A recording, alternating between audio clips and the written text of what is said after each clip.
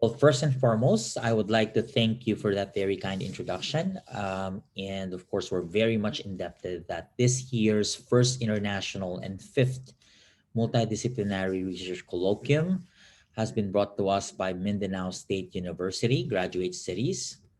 And of course, we have the Department of Economics, Veer Narmad South Juharat University, India, and Abu Dhabi School of Management, UAE, as co-sponsors. And in this particular theme, building academic resiliency through research synergy, at the beginning, when this was being discussed to me by our very own Dean of the Graduate Studies at MSU, I thought that the research synergy theme would resemble or ensemble a much greater impact in terms of the cornerstone of excellence in its essence. So it's basically the culmination of my 20 years of engagement in industry and academic rolled into one. So it's an honor to basically bring to you the bird's eye view of my discussion points for today. The research synergy as an overview. We have the cornerstone of excellence in the form of teaching, community service, and research. Very interesting how we knit together these three. As you know, there's really such thing as integrative approach towards the achievement of raising the bar of excellence in terms of these three cornerstones. So we'll talk more about that in a while. And of course, in terms of our capacity to be able to reach that far and bringing that synergy into focus, we say that in the past 50 years, and this is according to the most research data that we have as we speak, there's more prevalent globally. Research collaboration has been very much more into today's interactive, contractual, and yet long term in its scope. The excellence in higher education also provides expectations of quality related to these aspects of cornerstones that I was mentioning a while ago. And of course, in a greater view, we would say that first and foremost, there's maximization of the output. In this case, we're talking about something that has been done probably inside the scope of your service, in scope of your support internal to your organization, and whether it's a byproduct of benchmarking efforts that your organization has done. We take into account also substantial amount of time, effort that these activities may be placed as a potential research output. So that's part of that first bullet that you will find in the screen. The second one is more on maximizing the impact. In one of the studies that I have gone through, among organizations may be something related to industry or in academics, looking into the outputs and the impact that it does when you collaborate with some experts in the field or probably those individuals outside your organization. This creates a lot of impact. So among these researchers, when it comes to the longitudinal study, let's say 10 years in the previous past, and then we have seen 21 million of these publications uh, were considered in that particular study. You will basically see that the more you have collaborators, the more there is an impact. So it means that the citations among these 21 million papers that had been content analyzed and were tracked as to have more impact, to have more citations. invariably it's obviously within the scope of those who are collaborating. So the more collaborators, the more impact there is. So unlike before, probably when we talk about 10 or 20 years ago, we all have reservations. We all would want to have a solo work when it comes to our publication, because we think that that's ideally what is expected of us to have, especially if you're running for promotion and when you belong to a community or a country that has a very traditional outlook. The impact happens to be less, when you have more collaborators with you. And this has been the trend in the previous past. So today, there's more of that collaborative presence, even in QS ranking, in accreditations, especially in business. When you talk about the ACSB, AMBA, BGCA, we're talking about, the presence of industry experts in the list of authors, even those that are outside your organization. And even the higher the points you can obtain if you're basically vying for some sort of QS ranking that your organization eyes to have. Another thing interesting enough in here is the attracting of possible funding. So if there's collaboration in between organizations, the trend is that both have separate budgets, and the financial aspect is basically divided into two. So less will be the amount that you incur in terms of the expenses. Other than tapping, of course, country-based and international organizations that can support your project, considering that you have collaborators with you. So the heart of the discussion in the synergy is basically the collaborative process and the output of that collaboration that comes into play. So another interesting fact in here is expanding your network. So true enough, our world has become so small that when it comes to collaborating with authors and even the authors that you have cited, let's say specifically in the global community of researchers, we have the Research Gate.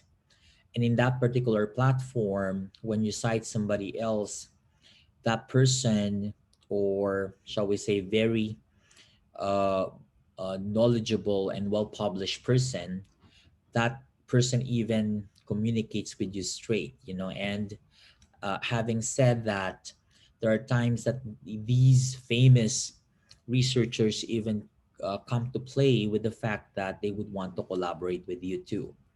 So that's how our world becomes narrow in a more positive note, in terms of our interaction with some people. They can easily track, you can easily see who has cited you in their most common work, for instance.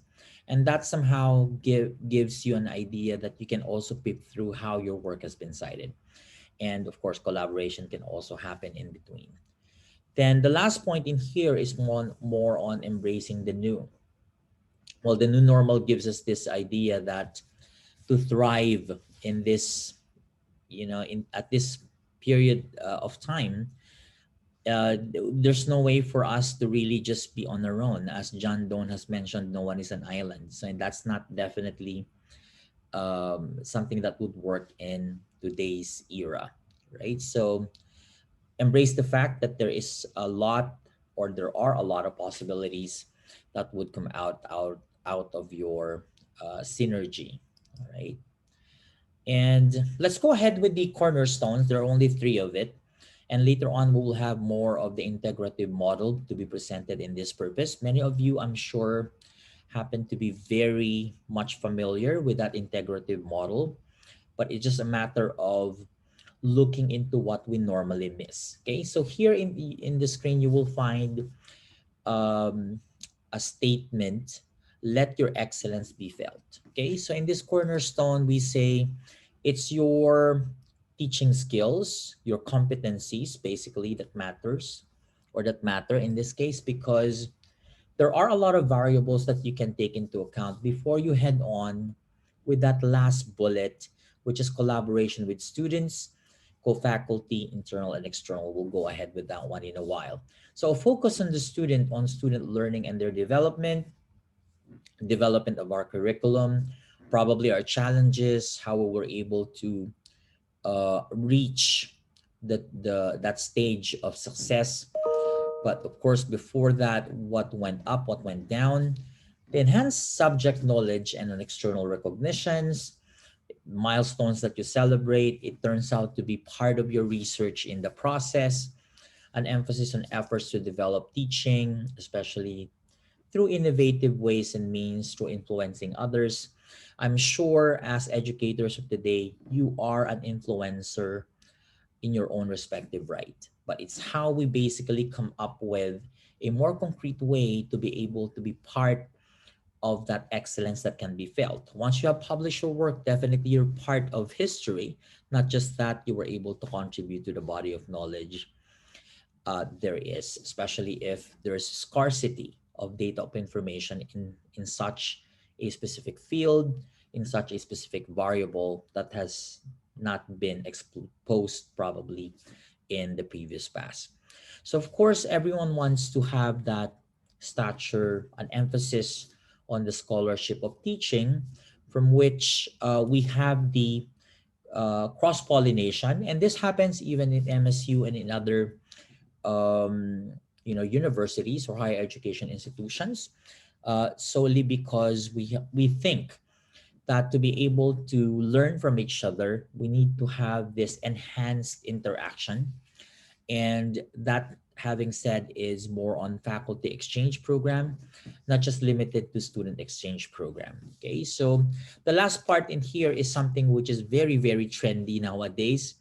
It's part of the fad and the craze, in a sense that students, even in the undergrad, surprisingly, master's program, and of course, it's not so surprisingly when you talk about doctorate students publishing their work, not just in with regard to their upcoming dissertation, but also in a way to see how those requirements per course would matter and would be a substantial contribution to the field by having that opportunity to publish. So faculty members, it's no longer just faculty to faculty or faculty internal to the university, but also faculty members collaborating with fellow academicians across organizations from around the world.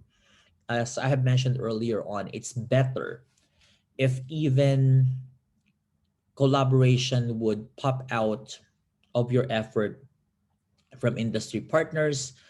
And later on, I will be able to also show you some evidence that, in terms of your effort, not just to enlist yourself for QS world ranking or regional ranking, if that's part of the goal of the university, but strategically position yourself, have that niche in the industry where you are, or in this case, if we're talking about the academic sector, to be able to make a difference, in terms of your QS ranking, which I have mentioned, it has specific points, higher than you just collaborating internal to the faculty members in your own organization. So very interestingly, we have this presence of students, that of course we just need to consider a lot of protocols in there, the extent to which you can consider the arrangements of the byline or the names that would appear on the paper. Okay, but that's really one of the things that we look forward to, because the variables that come out of your excellence in teaching will definitely yield positive results into up to that extent of publishing, because of those inspirational, aspirational in scope as well. It depends on what kind and type of objectives or KPIs you set for yourself within that particular year. So I think it's so important that we really draw an important line, when it comes to how well you define your research objectives at the beginning of, or even before the beginning of the term or the academic year, right? And let's proceed with cornerstone number two. If at the first part, it's more on the hard skill, which is your teaching competency, I'm sure you will agree with me that your passion drives you to teach. But at the end of the day, what is required from us as educators in the 21st century is to exhibit the key competencies that serves immediately as your, somehow your pathway towards exercising that hard skills, the technical skills as a faculty or as an educator in general. So in the cornerstone in here, it requires us to really draw something soft rather than hard. Hard not because it's difficult, but because it's technical. So here it's more on the community service element, the cornerstone, let your human side flow. So I've been mentioning this because this is the heart, out of your passion in the first cornerstone. Here comes the compassion side of you. All right. So in here, in 2016, of course, with the inspiration drawn by our very own colleague, Professor Henaro.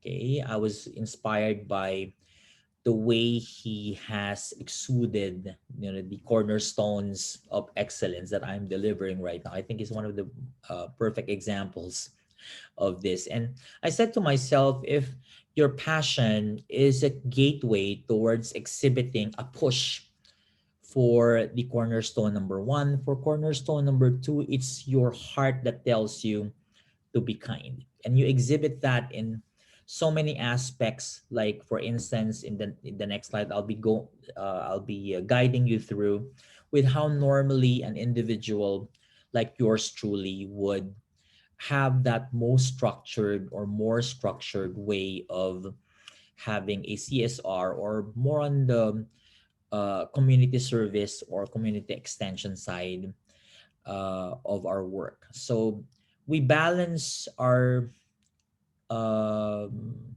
the compassion and the passion side, in line with the kind of activities that we provide. So in 2016, the Developing Compassion, the Constructs Perspectives and Implications for Business Schools happened to provide a model that the educators of today, uh, you know, basically go into some sort of a process wherein part of expressing ourselves and what we do even outside the classroom, we exhibit, some sort of presence as influencers of today.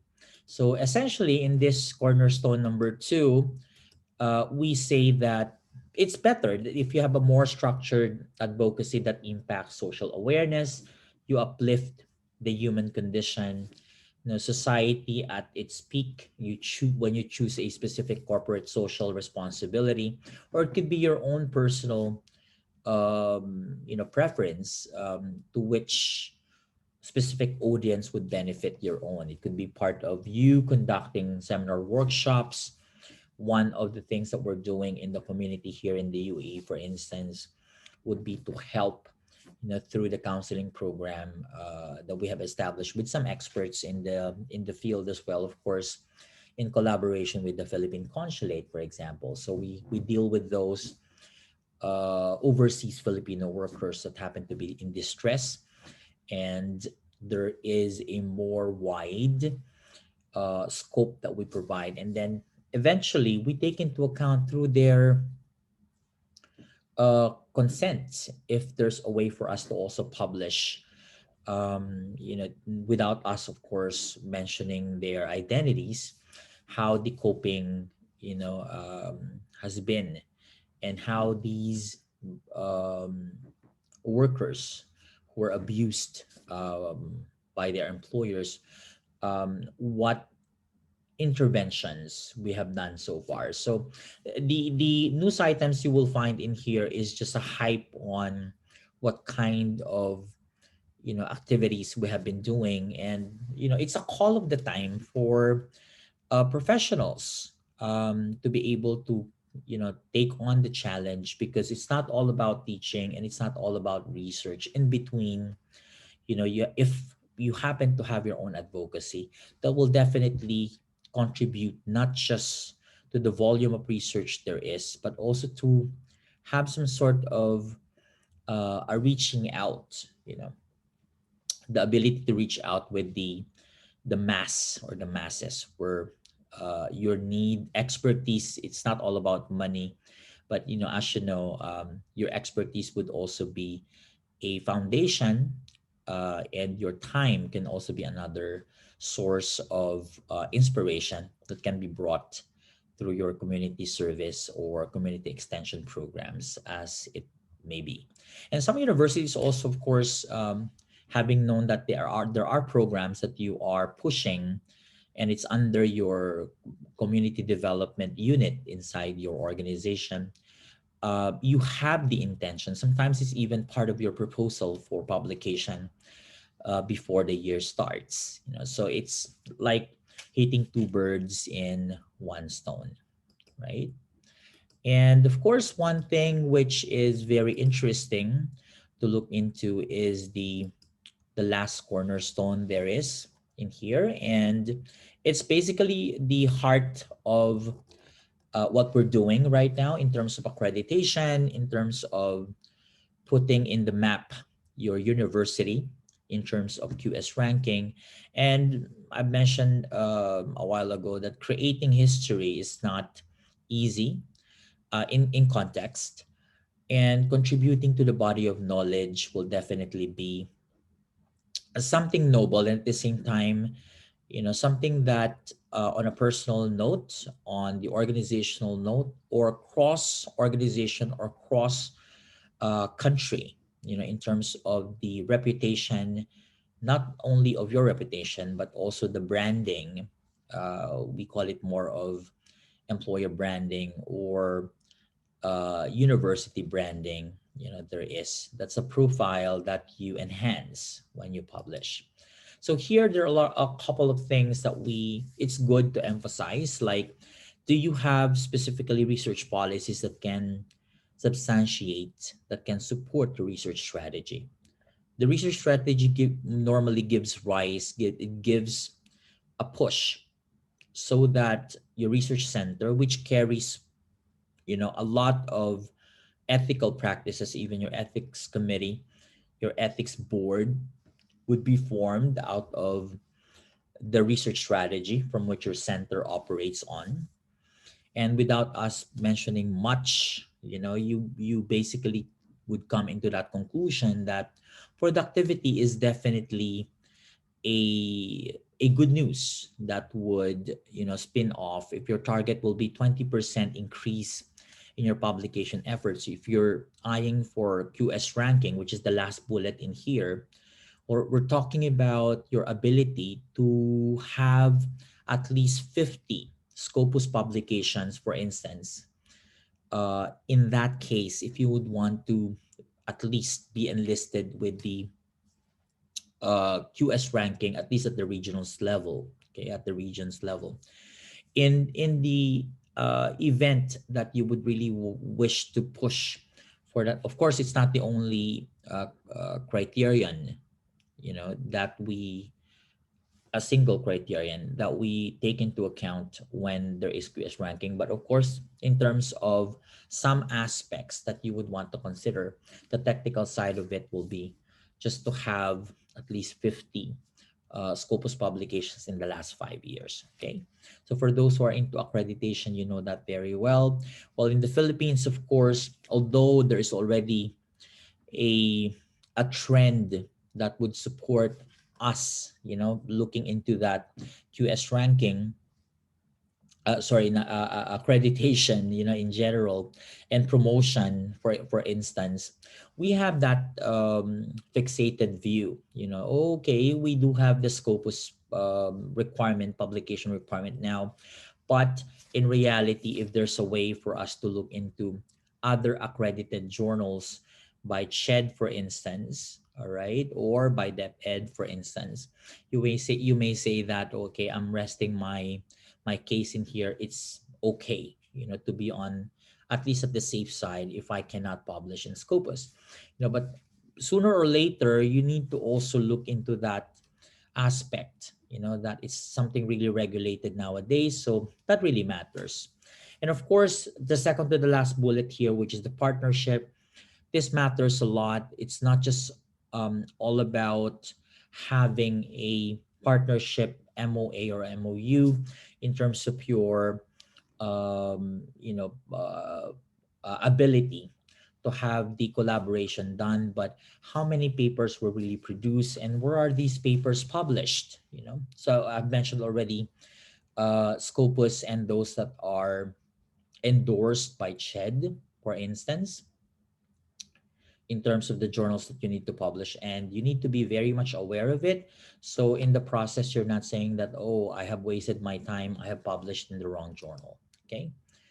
All right. So these are just some of the things that I was mentioning a while ago, that in terms of your collaboration, it not just looking good in terms of the profile and all that, in terms of looking into your name on it, but also take note that, in you may not be having a single paper, especially in the Western side, even in the Middle East. It's something that is happening. It's no longer just having a solo paper. I mentioned something about impact of your paper. It has more impact, more citations. There are more people, listed on your paper. But of course, limiting it to four or five would be better off, rather than having a single work, single author on your paper. So this is just one sample, that in the second paper you will find, at the right side, you will see that even experts in the field, consultants, trainers, those who are already in the corporate, I was able to collaborate further. Okay, so that's just one of the samples in there. Nowadays, there's a trend, and some of you have participated even in the workshop, case writing workshop, just last week. And there's really a call, not just in the Philippines, but also from around the world, in terms of writing your own case for your class, or for your classes. The trend is very simple, especially in the doctorate level, wherein it's no longer the students answering, responding, analyzing, evaluating cases. They're the ones writing for that. And that also gives that substantial link that the faculty members will be able to, push in a positive note students, and co-write and publish them in specific, case study center. Okay, it could be in UK, it could be a Harvard Business Publishing, among other credible case centers there is. So it contributes to the body of knowledge, and it's kind of customized to the setting of the current teaching that you have at this point in time. Okay, so the last part is more on the integrative synergy. Okay, so bridging the information that I have mentioned in terms of teaching, service, and research. All right, the community that you will find at the bottom part is obviously a way to say that this could be internal and external to us. All right, it does not necessarily imply that it's just the university where you are right now. So the synergy lives, the synergy is present. So it's not just about conducting teaching and research on the side, but of course, service is definitely a factor to consider when you look into the overall journey towards excellence. Okay. And yes, as part of the parting words, I definitely, and you would probably have the opportunity to look into the veracity of this. That the normal takes us all to the unique pace of excellence in teaching, research, and community service. So as you achieve your milestone, the synergy you have extended from individual, organizational, and across borders will definitely lead you to that state of excellence as you aspire that, raising the bar to happen for the benefit of the academic community that we serve. With that, I would say good morning, good afternoon, or good evening. It depends on the specific location where you are. And again, it's an honor to grace this event with you today. Thank you very much.